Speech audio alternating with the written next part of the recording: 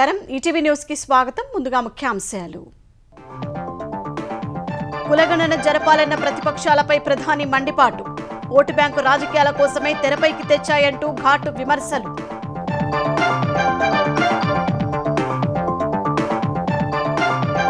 రాజ్యాంగాన్ని రక్షిస్తున్నామన్న బీజేపీ వ్యాఖ్యలపై రాహుల్ ఎదురుదాడి ప్రాచీన విధానాలతోనే దేశం నడవాలని కోరుకుంటోందని ఆరోపణ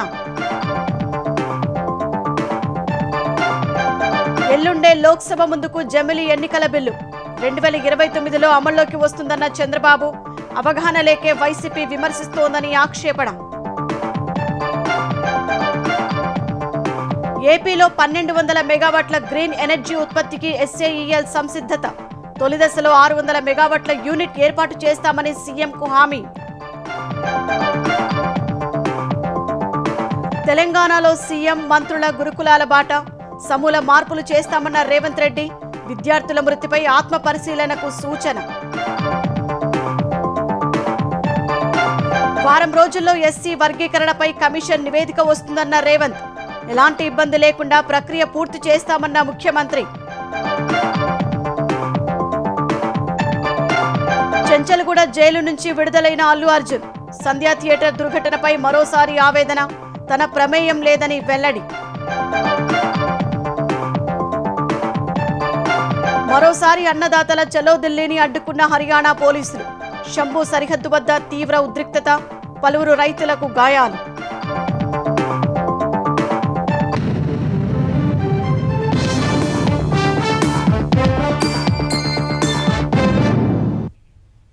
ఓటు బ్యాంకు రాజకీయాల కోసమే విపక్షాలు కులగణన వాదనను తెరపైకి తెచ్చాయని ప్రధాని నరేంద్ర మోదీ ఆరోపించారు మతపరమైన రిజర్వేషన్లు రాజ్యాంగ స్ఫూర్తికి విఘాతం కలిగిస్తాయని రాజ్యాంగంపై లోక్సభలో చర్చకిచ్చిన సమాధానంలో స్పష్టం చేశారు దేశంలో ఉమ్మడి పౌరస్మృతి ఉండాలని రాజ్యాంగ నిర్మాత అంబేద్కర్ ఆకాంక్షించారన్న మోదీ అందుకే తాము లౌకిక పౌరస్మృతిని తీసుకొస్తున్నట్లు ప్రకటించారు రాజ్యాంగంపై లోక్సభలో జరిగిన చర్చకు సమాధానమిచ్చిన ప్రధాని నరేంద్ర మోదీ 75 ఏళ్ల ప్రజాస్వామ్యాన్ని వేడుకగా జరుపుకునే ఆనంద క్షణాల్లో భాగం కావడం పట్ల సంతోషం వ్యక్తం చేశారు భారత రాజ్యాంగం ఎన్నో దేశాలకు స్ఫూర్తిగా నిలిచిందన్న ఆయన రాజ్యాంగ నిర్మాణంతో పాటు దేశాభివృద్ధిలోనూ మహిళల పాత్ర ఎనలేనిదని కొనియాడారు మహిళలకు అన్ని రంగాల్లో గౌరవం దక్కాలన్న ప్రధాని ప్రజల మధ్య ఐకమత్యం దేశాభివృద్ధిలో కీలక పాత్ర పోషిస్తోందని తెలిపారు భిన్నత్వంలో ఏకత్వం భారతదేశ గొప్ప విధానమన్న మోదీ స్వాతంత్ర్యం వచ్చాక కొందరు స్వార్థపరులు బానిస మనస్తత్వంతో ఉన్నవాళ్లు దేశాభివృద్ధికి ఆటంకం కలిగించారని ఆరోపించారు దేశ ఐక్యతను దెబ్బతీసేందుకు విషబీజాలు నాటారని మండిపడ్డారు రాజ్యాంగంపై సభలో అర్థవంతమైన చర్చ జరుగుతుందని ఆశిస్తే కొందరు తమ ఓటమి పట్ల అసూయనే వ్యక్తం చేశారంటూ కాంగ్రెస్ పై విమర్శలు గుప్పించారు जब देश संविधान के 25 वर्ष पूरे कर रहा था उसी समय हमारे देश में संविधान को नोच लिया गया इमरजेंसी आपातकाल लाया गया संवैधानिक व्यवस्थाओं को समाप्त कर दिया गया देश को जेल खाना बना दिया गया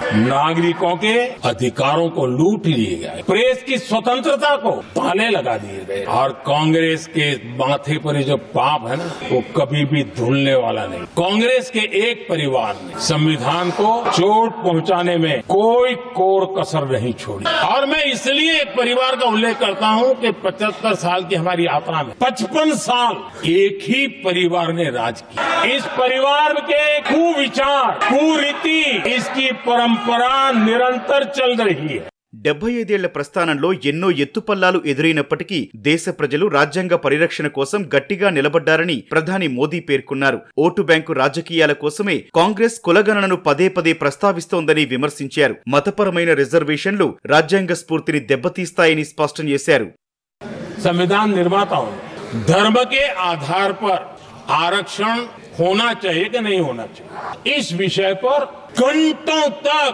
दिनों तक गहन चर्चा की है सबका मत बना है कि भारत जैसे देश की एकता और अखंडता के लिए धर्म के संप्रदाय के आधार पर आरक्षण नहीं हो सकता है लेकिन कांग्रेस ने सत्ता सुख के लिए सत्ता भूख के लिए अपनी वोट बैंक को खुश करने के लिए धर्म के आधार पर आरक्षण का नया खेल खेला है जो संविधान की भावना के खिलाफ है और सुप्रीम कोर्ट से झटके लग रहे हैं और इसलिए अब दूसरे बहाने से बहाने बता रहे हैं ये करेंगे वो करेंगे मन में साफ है, धर्म के आधार पर आरक्षण देना चाहते हैं, इसलिए खेल खेले जा रहे हैं। గత 10 ఏళ్లుగా రాజ్యాంగాన్ని పరిరక్షిస్తూనే దేశాభివృద్ధికి అనేక చర్యలు చేపట్టామంటూ ప్రధాని మోదీ వివరించారు. One nation one ration card, one nation one health card తెచ్చామన్న ప్రధాని డిజిటల్ ఇండియా దిశగా దేశాన్ని ముందుకు తీసుకెళ్తున్నామని చెప్పారు. రాజ్యాంగం అన్ని భాషలను గౌరవించిందన్న మోదీ రాష్ట్రాల మాతృభాషల అభివృద్ధికి అనేక కార్యక్రమాలు చేపట్టామని తెలిపారు. మాతృభాషలో చదివిన పిల్లల్లో సమగ్ర వికాసం సాధ్యమవుతుందని ఉద్బోధించారు. మతం, జాతి, కులం, లింగం లేదా జన్మస్థలం ఆధారిత వివక్షను నిషేధించాలని రాజ్యాంగం చెబితే బీజేపీ మాత్రం విద్వేషాన్ని వ్యాప్తి చేస్తోందని లోక్సభలో ప్రతిపక్ష నేత రాహుల్ గాంధీ విమర్శించారు. మనుస్మృతి వంటి ప్రాచీన విధానాలతోనే దేశం నడవాలని బీజేపీ కోరుకుంటోందని ఆరోపించారు. రాజ్యాంగంపై లోక్సభలో జరుగుతున్న చర్చలో పాల్గొన్న రాహుల్ రాజ్యాంగం స్థానంలో మనుస్మృతి ఉండాలని వీడీ సావర్కర్ చెబితే ఇప్పుడు బీజేపీ నేతలు రాజ్యాంగాన్ని రక్షిస్తున్నామని అనడం విడ్డూరంగా ఉందన్నారు. ఏకలవ్యుడి బొట్టని వేలిని ద్రోణును నరికించినట్లే అదాని, అంబానీలు లాభపడేందుకు చిన్న వ్యాపారుల వేలిని బీజేపీ కత్తిరించిందని రాహుల్ వ్యాఖ్యానించారు. అగ్నివేర్ ప్రశ్నపత్రాల లీక్ల ద్వారా యువత బొట్టన వేలిని కత్తిరించారని మండిపడ్డారు. మద్దతు ధర కోసం ఉద్యమిస్తున్న రైతుల బొట్టన వేళ్లను కత్తిరించారని దుయ్యబట్టారు. సామాజిక, ఆర్థిక సమానత్వం లేకుంటే రాజకీయ సమానత్వం ఉండదని అంబేద్కర్ చెప్పారన్న రాహుల్ కులగణనతో సమానత్వం వైపు అడుగులేస్తామని పేర్కొన్నారు. And I want to start my speech by quoting what the supreme leader, not of the BJP, but of the modern interpretation of the ideas of the RSS has to say about the Constitution of India and about how he thinks India should be run. The worst thing about the Constitution of India is that there is nothing Indian about it.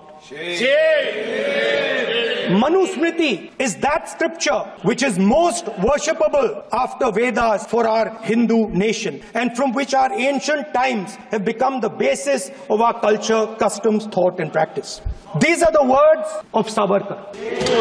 Mr. Savarkar has clearly stated in his writings that there is nothing Indian about our constitution. He has clearly stated that the book India is run by should be superseded by this book. And this is what the fight is about. జమిలీ ఎన్నికల బిల్లును parliament ముందు ప్రవేశపెట్టేందుకు ముహూర్తం ఖరారైంది. ఈ నెల 16న కేంద్ర న్యాయశాఖ మంత్రి అర్జున్ రామ్ మేఘవాల్ 129 రాజ్యాంగ సవరణకు సంబంధించిన బిల్లులను లోక్సభలో ప్రవేశపెట్టనున్నారు. మొదటి రాజ్యాంగ సవరణ బిల్లు లోక్సభ, శాసనసభలకు ఒకేసారి ఎన్నికలు నిర్వహించే జమిలీ ఎన్నికల బిల్లు కాగా, కేంద్రపాలిత ప్రాంతాలు, శాసనసభలు ఉన్న ఢిల్లీ, జమ్మూ కాశ్మీర్, పుదుచ్చేరికి సంబంధించిన బిల్లు అని ప్రభుత్వ వర్గాలు తెలిపాయి. కేంద్రపాలిత ప్రాంతాల చట్ట సవరణ బిల్లును కూడా కేంద్ర న్యాయశాఖ మంత్రి అర్జున్ మేఘవాల్ ప్రవేశపెట్టనున్నారు. జమిలీ ఎన్నికల బిల్లులను ఈ నెల 12న కేంద్ర కేబినెట్ ఆమోదించింది. జమిలీ ఎన్నికల బిల్లులను తీవ్రంగా వ్యతిరేకిస్తున్న ప్రతిపక్షాలు ఇది ఆచరణ సాధ్యం కాదని సమాఖ్య విధానంపై దాడిగా అభివర్ణించాయి. జమిలీ ఎన్నికల బిల్లు పార్లమెంటులో ఆమోదం పొందినప్పటికీ 2029లోనే జమిలీ ఎన్నికలు నిర్వహిస్తారని ముఖ్యమంత్రి చంద్రబాబు స్పష్టం చేశారు. ఒకే దేశం ఒకే ఎన్నిక విధానానికి ఇప్పటికే తెలుగుదేశం మద్దతు ప్రకటించినట్టు గుర్తు చేశారు. ఉదయం మీడియాతో ఇష్టాగోష్ఠి మాట్లాడిన చంద్రబాబు జమిలీపై అవగాహన లేని వైసీపీ పబ్బం గడుపుకోవటానికే విమర్శలు చేస్తోందని మండిపడ్డారు. వైసీపీ నేతల మాటలకు ప్రజల విశ్వసనీయత లేదన్న సీఎం ఏపీలో సుస్థిర ప్రభుత్వం కొనసాగుతుందని తెలిపారు. స్వర్ణాంధ్ర విజన్ 2047 డాక్యుమెంట్ను మరింతగా ప్రజల్లోకి తీసుకెళ్లాలని సూచించారు. విశ్వవిద్యాలయాలు, కళాశాలలు, పాఠశాలలు సహా ప్రతి చోట స్వర్ణాంధ్ర డాక్యుమెంట్పై చర్చ జరగాలన్నారు. విజన్ 2020 సాకారమైన తీరు ప్రస్తుత తరం తెలుసుకోవాలని అన్నారు. 1996, 2020 పరిస్థితులు చూస్తే విప్లవాత్మక మార్పులు కనిపిస్తున్నాయన్న సీఎం 2047లో కూడా అలాగే మార్పును చూస్తామని చెప్పారు. రేపటి తరం భవిష్యత్తు కోసమే విజన్ 2047 డాక్యుమెంట్ రూపొందించినట్టు చెప్పారు. పనితీరు ఆధారంగానే గుర్తింపు, పదవులు వస్తాయి తప్ప ఊరికే పార్టీలో ఉన్నామంటే కుదరదని తెలుగుదేశం నేతలకు ఆ పార్టీ అధినేత ముఖ్యమంత్రి చంద్రబాబు స్పష్టం చేశారు. అందుబాటులో ఉన్న పార్టీ ముఖ్య నేతలతో సమావేశం నిర్వహించిన ఆయన ప్రజలకు, పార్టీకి సేవ చేయకుండా 30-40 ఏళ్ల నుంచి పార్టీలో ఉన్నామని పదవులు ఇమ్మనటం సరికాదన్నారు. కష్టపడందే ఏదీ రాదనే విషయం ప్రతి ఒక్కరూ గ్రహించాలని హితవు పలికారు. కొందరు ఎమ్మెల్యేలమైపోయామనో, పదవులు వచ్చేశాయనో పార్టీని నిర్లక్ష్యం చేస్తున్నారని ఆగ్రహం వ్యక్తం చేశారు. పార్టీ వల్లే మంత్రైనా, ఎంపీ, ఎమ్మెల్యే, ఎమ్మెల్సీ నామినేటెడ్ పదవులనే విషయం గ్రహించి ప్రవర్తించాలని తేల్చెప్పారు. పార్టీని బలోపేతం చేస్తూ నియోజకవర్గ ప్రజలకు సేవ చేస్తేనే రాజకీయాల్లో కొనసాగుతారని వెల్లడించారు. తాను ఈసారి ప్రభుత్వ పనులు ఆపకుండానే పార్టీకి సమయం కేటాయిస్తున్నారని చంద్రబాబు గుర్తు చేశారు. సాంఘిక సంక్షేమ గురుకులాల విద్యార్థుల కోసం పెడుతున్న నిధులు ఖర్చు కాదని భవిష్యత్ తరాలను తీర్చిదిద్దే పెట్టుబడి అని సీఎం రేవంత్ రెడ్డి అన్నారు. విద్యార్థుల్లో నైపుణ్యాలు పెంచినప్పుడే తెలంగాణ పునర్నిర్మాణం వేగంగా సాధ్యమవుతుందన్నారు. గత ప్రభుత్వం గురుకులాలను నిర్లక్ష్యం చేస్తే తమ ప్రభుత్వం డైట్ ఛార్జీలు 40%, కాస్మెటిక్ ఛార్జీలు 212% పెంచినట్లు తెలిపారు. సమీకృత గురుకుల భవనాలు, స్కిల్ వర్సిటీ, స్పోర్ట్స్ వర్సిటీ, ఏటీసీలతో నైపుణ్య విద్యకు శ్రీకారం చుట్టినట్టు వివరించారు. ప్రభుత్వ గురుకులాల్లో కలుషిత ఆహారంతో విద్యార్థుల అస్వస్థత వంటి సంఘటనల నేపథ్యంలో సీఎం రేవంత్ రెడ్డి సహా మంత్రులు, ఉన్నతాధికారులు గురుకులాల బాట నిర్వహించారు. రాష్ట్రంలోని పలు గురుకులాలకు వెళ్లి విద్యార్థులతో కలిసి భోజనం చేశారు. అనంతరం కామన్ డైట్ మెనూను ప్రారంభించారు. సికింద్రాబాద్ మహేంద్ర హిల్స్ లోని గురుకుల పాఠశాలకు వెళ్లిన మంత్రి ఉత్తమ్ కుమార్ రెడ్డి విద్యార్థులతో కలిసి భోజనం చేశారు. హైదరాబాద్ షేక్పేట గురుకుల పాఠశాలలో డైట్ మెనూను ప్రారంభించిన మంత్రి పొన్నం ప్రభాకర్ తరగతి గదిలో డిజిటల్ బోర్డు పనితీరు పరిశీలించారు. విద్యార్థులు పాఠశాల స్థాయి నుంచే ఉన్నత లక్ష్యాలు నిర్దేశించుకుని ముందుకెళ్లాలని భద్రాద్రి జిల్లాలోని గండుగులపల్లి ఏకలవ్య గురుకుల పాఠశాలలో గురుకుల బాటకు హాజరైన మంత్రి తుమ్మల నాగేశ్వరరావు చెప్పారు. రంగారెడ్డి జిల్లా చిలుకూరులో గురుకులాల బాట కార్యక్రమంలో పాల్గొన్న సీఎం గత ప్రభుత్వం గురుకులాలను నిర్లక్ష్యం చేసిందని, విద్యా సంస్థల్లో ఉన్న సమస్యలను తాము శాశ్వతంగా పరిష్కరిస్తామన్నారు. విద్యార్థులకు డైట్ ఛార్జీలు పెంచి నాణ్యమైన ఆహారం అందిస్తున్నామన్న ఆయన గురుకులాల్లో విద్యార్థుల మృతిపై ఒక్కసారి ఆత్మ పరిశీలన చేసుకోవాలన్నారు. ఇలాంటి ఘటనలు పునరావృతం కాకుండా చూసుకోవాల్సిన బాధ్యత ప్రభుత్వం సిబ్బందిపై ఉందన్నారు. ఆర్థిక పరిస్థితి బాలేకపోవడం వల్ల తల్లిదండ్రులు వాళ్ళ పిల్లల్ని హాస్టల్స్లో పెడుతుండ్రు, కానీ వాళ్ళ పిల్లల మీద ప్రేమ లేక కాదు కదా. ఈ ప్రభుత్వాన్ని నమ్మి ఈ రెసిడెన్షియల్ స్కూల్స్లో వాళ్ళ పిల్లలను చేర్పిస్తే వాళ్ళ సంక్షేమము, వాళ్ళ యోగక్షేమాలు మనం సరైన విధంగా చూడకుండా నిర్లక్ష్యం చేస్తే ఆ పిల్లలు చనిపోతే ఆ బాధ్యత ఎవరు తీసుకోవాలి? భవిష్యత్తులో నేను కూడా ఎక్కడికి వెళ్ళినా రెసిడెన్షియల్ స్కూల్స్ విజిట్ చేస్తా, పిల్లలతో ఇంటరాక్ట్ అవుతా. ఎవరైనా ఎక్కడైనా తప్పిదాలకు పాల్పడితే ఖచ్చితంగా వాళ్ళను శిక్షిస్తాము. ఈసారి విద్యాశాఖకు 21,000 కోట్ల రూపాయలు కేటాయించినము. ఎవ్రీ మంత్ 10th లోపల గ్రీన్ ఛానల్ ద్వారా అన్ని నిధులు ఈ రెసిడెన్షియల్ స్కూల్స్కి, హాస్టల్స్కి, కాలేజెస్కి ఆటోమేటిక్గా విడుదలయ్యేటట్టు ఈ మధ్యనే నేను ఆదేశాలు ఇవ్వడం జరిగింది. ఇది ఖర్చు కాదు, భవిష్యత్ తరాలను నిర్మించడానికి పెడుతున్న పెట్టుబడి. ఖమ్మం జిల్లా మధిరలోని బీసీ గురుకుల పాఠశాలలో ఉప ముఖ్యమంత్రి Bhatti Vikramarka common diet menu ప్రారంభించారు. గురుకులాలను నిరంతరం పర్యవేక్షిస్తుంటామని, ఏవైనా సంఘటనలు జరిగితే ఉపేక్షించబోమని ఆయన అన్నారు. రాష్ట్ర వ్యాప్తంగా ఒకటే రకంగా డైట్ మెనూ ఉండేటట్టుగా లెక్కలు కట్టి వారంలో ఉన్నటువంటి 7 రోజుల్లో ఏ వారం ఏం పెడతా ఉన్నాం, దీనికి సరిపోయేటువంటిదని లెక్క కట్టి ఆరోగ్యంగా ఎదగటానికి ఏ పోషక పదార్థాలతో ఆహారం పెడితే బాగుంటుందని కొద్దిమంది ఐఏఎస్ అధికారులు అంతా కలిసి కూర్చొని కమిటీ వేసి వాళ్ళందరి చేత డాక్టర్లతో కూడా మాట్లాడి ఆ డైట్ అంతా ఫిక్స్ చేసి రాష్ట్ర వ్యాప్తంగా ఒకటే డైట్ మెనూని ఆవిష్కరింపజేసి పెట్టాం. ఏడాది కాలంగా తాము ఎత్తి చూపుతుంటే ముఖ్యమంత్రి, మంత్రులు ఇవాళ గురుకులాల బాట పట్టారని మాజీ మంత్రి హరీష్ రావు అన్నారు. మొక్కుబడి సందర్శన కాకుండా విద్యార్థులకు నాణ్యమైన భోజనం పెట్టాలని, సమస్యలు పరిష్కరించాలని కోరారు. తాండూరు గురుకుల పాఠశాలలో అస్వస్థకు గురై నిమ్స్ ఆసుపత్రిలో చికిత్స పొందుతున్న విద్యార్థిని లీలావతిని బీఆర్ఎస్ నేతలతో కలిసి హరీష్ రావు పరామర్శించారు. లీలావతి ఆరోగ్యం గురించి వాకబు చేశారు. మెరుగైన చికిత్స అందించాలని వైద్యులను కోరారు. ఈ నెల 10వ తేదీన 15 మంది విద్యార్థులు అస్వస్థకు గురైతే ఆసుపత్రికి పంపకుండా హాస్టల్లో ఉంచి వారికి చికిత్స అందించారు నేతలు ఆక్షేపించారు. కాంగ్రెస్ పాలనలో సంక్షేమ పాఠశాలలను సంక్షోభ పాఠశాలలుగా మార్చారని మండిపడ్డారు. కేసీఆర్ పాలనంతా సంక్షేమం అయితే నీ పాలనంతా సంక్షోభం. హాస్టళ్లలో పనిచేసే అవుట్సోర్సింగ్ ఉద్యోగులకు 4-5 నెలల నుంచి జీతాలు పెండింగ్ ఉన్నాయి. మెస్ బిల్లులు ఇంకా పెండింగ్లో ఉన్నాయి. వాటన్నిటిని కూడా విడుదల చేసి గ్రీన్ ఛానల్ మాటలకే పరిమితమైంది తప్ప గ్రీన్ ఛానల్లో నిధులు విడుదల కావడం లేదు. మొన్న సిద్దిపేటలో నేను సోషల్ వెల్ఫేర్ రెసిడెన్షియల్ హాస్టల్కి వెళ్తే 6 నెలల నుంచి బిల్లులు పెండింగ్లో ఉన్నాయని హాస్టల్ వార్డెన్ చెప్పారు. అంటే నీ ప్రభుత్వం మాటలకు ఎక్కువ, చేతలకు తక్కువ అన్నట్టుగా తయారైంది. ఇప్పటికైనా ఈ కప్పిపుచ్చడాలు మానుకొని ఎక్కడన్నా ఏదైనా సంఘటన జరిగితే ఆ పిల్లల్ని మంచి ఆసుపత్రికి తీసుకొచ్చి మంచి వైద్యం ఇప్పించే ప్రయత్నం చేయాలి. ఎస్సీ వర్గీకరణపై ప్రభుత్వం ఏర్పాటు చేసిన షమీం అఖ్తర్ కమిషన్ నివేదిక వారం రోజుల్లో వచ్చే అవకాశం ఉందని సీఎం రేవంత్ రెడ్డి వెల్లడించారు. ఎలాంటి ఇబ్బందులు రాకుండా పకడ్బందీగా ఎస్సీ వర్గీకరణ ప్రక్రియ చేస్తామని స్పష్టం చేశారు. హైదరాబాద్ హోటల్ దస్పల్లాలో గ్లోబల్ మాదిగ డే కార్యక్రమంలో పాల్గొన్న రేవంత్ రెడ్డి ఎస్సీ వర్గీకరణకు కాంగ్రెస్ అనుకూలమని తెలిపారు. చేవెళ్ల డిక్లరేషన్ ద్వారా వర్గీకరణపై పార్టీ వైఖరిని ఖర్గే ప్రకటించారని చెప్పారు. అనంతరం హైదరాబాద్ కోకాపేటలో కురుమ భవనాన్ని సీఎం రేవంత్ రెడ్డి ప్రారంభించారు. పార్లమెంటులో కురుమల ప్రాతినిధ్యం పెంచుతామని హామీ ఇచ్చారు. దేశంలో జరగబోయే జనగణనలో కులగణన చేర్చాలనే డిమాండ్తో రాష్ట్రంలో కులగణన చేపట్టామని రేవంత్ రెడ్డి వివరించారు. దేశానికి ఆదర్శంగా ఉండే విధంగా ఈరోజు తెలంగాణ రాష్ట్ర ప్రభుత్వం కులగణన చేపడుతుంది. దాదాపుగా 98% కులగణన పూర్తి అయ్యింది. ఆ 2% పూర్తి చేస్తే తెలంగాణ సమాజానికి సంబంధించిన ఎక్స్రే కాదు, మెగా హెల్త్ చెకప్ అవుతుంది. పక్కా లెక్కలతో కురుమ సోదరులు ఎంతమంది ఉన్నారో లెక్క తేల్చి రాజకీయాలలో మీకు ఒక అవకాశాన్ని కల్పించడానికి మన ప్రభుత్వం ముందుకు వస్తుంది. ఆంధ్రప్రదేశ్లో 1200 మెగావాట్ల సంప్రదాయేతర విద్యుత్ ఉత్పత్తికి పెట్టుబడులు పెట్టేందుకు సుఖబీరో ఆగ్రో ఎనర్జీ లిమిటెడ్ SAEL ముందుకొచ్చింది. 2 దశల్లో ఈ పెట్టుబడులు పెట్టనున్న SAEL తొలి విడత 600 మెగావాట్ల విద్యుత్ ఉత్పత్తి యూనిట్ పనులు చేపడతామని తెలిపింది. ఈ మేరకు ముఖ్యమంత్రి చంద్రబాబు, మంత్రి నారా లోకేష్తో సమావేశమైన SAEL ప్రతినిధులు చెత్త నుంచి విద్యుత్ ఉత్పత్తికి సంబంధించి తమ సాంకేతికతను వివరించింది. వ్యవసాయ వ్యర్థాలను ఉపయోగించి రైతుల ఆదాయం పెంచే ఈ తరహా ప్రాజెక్టులను అభివృద్ధి చేయడానికి పూర్తి సహకారం అందిస్తామని SAEL ప్రతినిధులకు సీఎం చంద్రబాబు హామీ ఇచ్చారు. ఇంటిగ్రేటెడ్ క్లీన్ ఎనర్జీ పాలసీ కింద తొలి దశలో 600 మెగావాట్ల పని ప్రారంభించేందుకు SAEL అంగీకరించినట్టు సీఎం తెలిపారు. నార్ఫండ్, NDB బ్యాంక్, సోగ్జిన్ ఇండియా ప్రతినిధులు కూడా ఏపీలో పెట్టుబడులు పెట్టే అంశంపై చర్చించినట్టు భేటీ తర్వాత లోకేష్ తెలిపారు. రాజధాని అమరావతి ట్రంక్ రోడ్లను జాతీయ రహదారి 16తో అనుసంధానించేలా నిర్మాణాలు చేస్తున్నట్టు పురపాలక శాఖ మంత్రి నారాయణ వెల్లడించారు. అమరావతిలో రోడ్లు నిర్మించే ప్రాంతాలు, పశ్చిమ బైపాస్ నిర్మాణ పనుల్ని మంత్రి పరిశీలించారు. తర్వాత వెంకటపాలెం వద్ద కృష్ణానదిపై నిర్మాణంలో ఉన్న విజయవాడ వెస్ట్ బైపాస్ పనులను పర్యవేక్షించారు. రాజధాని పరిధిలో తూర్పు నుంచి పశ్చిమానికి 16 రోడ్లు, ఉత్తరం నుంచి దక్షిణానికి 18 ప్రధాన రహదారులు వస్తున్నాయని నారాయణ వివరించారు.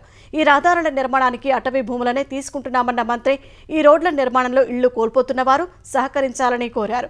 భూములు కోల్పోతున్న స్థానికులకు ఎక్కువ నష్టం లేకుండా చూస్తామని నారాయణ హామీ ఇచ్చారు. జగన్ ప్రభుత్వ బాధితులమంటూ మాజీ జవాన్ దంపతులు సీఎం చంద్రబాబు వద్ద కన్నీరు మున్నీరుగా విలపించారు. తమ ఇంటికి బిల్డింగ్ ప్లాన్ దోపత్రం ఇవ్వకుండా నాటి వైసీపీ సర్కార్ వేధించడం వల్ల కబ్జాకు గురైందని దంపతులు వాపోయారు. దేశం కోసం కార్గిల్ యుద్ధంలో పాల్గొన్న తాను గత ప్రభుత్వంలో తీవ్ర ఇబ్బందులకు గురయ్యారని జవాన్ జ్ఞానానంద్ ఆవేదన వ్యక్తం చేశారు. సమస్యను చంద్రబాబుకు వివరిస్తే సావధానంగా విన్నారని, తప్పక పరిష్కరిస్తారని హామీ ఇచ్చారని చెప్పారు. సుదీర్ఘ విరామం తర్వాత ఆంధ్రప్రదేశ్లో నిర్వహించిన సాగునీటి సంఘాల ఎన్నికలు స్వల్ప ఉద్రిక్తతల మధ్య ముగిశాయి. ఎన్టీఆర్ జిల్లా మైలవరం మండలం గణపవరంలో ఎన్నికల సమాచారం లేదంటూ టీడీపీలోని ఓ వర్గం చెప్పగా ఎన్నికను వాయిదా వేశారు. వైఎస్ఆర్ జిల్లా గుంట్లకుంట సాగునీటి సంఘం ఎన్నికల్లో వైసీపీ టీడీపీ వర్గాల మధ్య వాగ్వాదం జరగగా పోలీసులు పరిస్థితిని అదుపు చేశారు. అన్నమయ్య జిల్లా రాజంపేట పరిధిలో ఎన్డీఏ అభ్యర్థులు, సత్యసాయి జిల్లా మడకసిర నియోజకవర్గంలో 6 ఏకగ్రీవంగా ఎన్నికయ్యారు. నెల్లూరు జిల్లా పెద్ద అబ్బిపురంలో అధికారులు నామినేషన్ తిరస్కరించారంటూ జనసేన నాయకులు ఆందోళనకు దిగడం ఉద్రిక్తతకు దారితీసింది. కోనసీమ జిల్లా ముమ్మిడివరం నియోజకవర్గంలో 21 సంఘాలకు 18 చోట్ల టీడీపీ, 3 చోట్ల జనసేన నేతలు ఏకగ్రీవమయ్యారు. అనకాపల్లి జిల్లా రెడ్డివాని చెరువు సాగునీటి సంఘం ఎన్నికల్లో కూటమి నేతలు, వైసీపీ నాయకులకు మధ్య ఘర్షణ జరిగింది. పోలీసులు ఇరు వర్గాలను చెదరగొట్టి ఎన్నికను వాయిదా వేశారు. సంధ్యా థియేటర్ వద్ద జరిగిన తొక్కిసలాట ఘటనలో అరెస్టై గత రాత్రి చెంచల్గూడ జైల్లో ఉన్న అల్లు అర్జున్ ఉదయం విడుదలయ్యారు. ఉదయం 6:40 జైలు వెనుక గేటు నుంచి అల్లు అర్జున్ను పోలీసులు బయటకు పంపారు. అక్కడి నుంచి గీతా ఆర్ట్స్ కార్యాలయానికి వెళ్లిన అల్లు అర్జున్ అక్కడ సుమారు 45 నిమిషాలు తమ లాయర్లతో చర్చలు జరిపారు. తర్వాత అభిమానులకు అభివాదం చేసిన ఆయన ఇంటికి చేరుకున్నారు. అల్లు అర్జున్ను చూడగానే ఆయన కుటుంబ సభ్యులు భావోద్వేగానికి గురయ్యారు. ముందు సతీమణి, పిల్లలను ఆలింగనం చేసుకున్న అల్లు అర్జున్కు తర్వాత కుటుంబ సభ్యులు దిష్టి తీసి స్వాగతం పలికారు. తర్వాత కాసేపటికే పుష్ప దర్శకుడు సుకుమార్, నిర్మాతలు ఇంటికి వచ్చి తాజా పరిణామాలపై చర్చించారు. దర్శకులు రాఘవేంద్రరావు, వంశీ పైడిపల్లి, నిర్మాత దిల్ రాజు, సినీ నటులు విజయ్ దేవరకొండ, ఆనంద్ దేవరకొండ అల్లు అర్జున్ నివాసానికి వచ్చి ఆయన్ను పలకరించారు. అనంతరం మాట్లాడిన అల్లు అర్జున్ తాను చట్టాన్ని గౌరవిస్తారని, చట్టానికి కట్టుబడి ఉంటారని చెప్పారు. ప్రస్తుతం కేసు విచారణలో ఉన్నందున ఏమీ మాట్లాడబోనన్నారు. ప్రస్తుత పరిస్థితుల్లో తనకు మద్దతుగా నిలిచిన ప్రతి ఒక్కరికి కృతజ్ఞతలు తెలిపారు. బాధిత కుటుంబానికి మరోసారి సంతాపం తెలిపిన అల్లు అర్జున్ ఆ కుటుంబానికి బాసటగా ఉంటారని తెలిపారు.